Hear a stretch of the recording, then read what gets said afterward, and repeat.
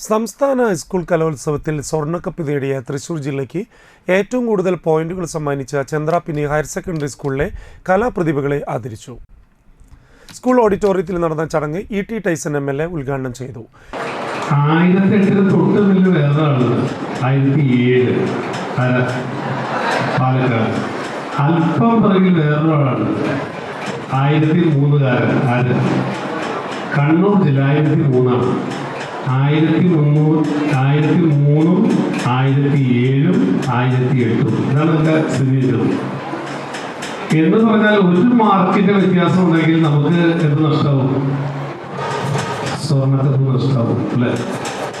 അപ്പൊ ആ സ്വർണ്ണക്കപ്പ് കിട്ടാൻ ഇത്രയധികം പോയിന്റ് നേടിയ നമ്മുടെ PTA president AV Pradeep Lal അധ്യക്ഷനായി. എടത്തിരുത്തി ഗ്രാമപഞ്ചായത്ത് president TK Chandrababu, school manager doctor KC Prakashan, പ്രധാനാധ്യാപകൻ KS കിരൺ തുടങ്ങിയവർ സംസാരിച്ചു.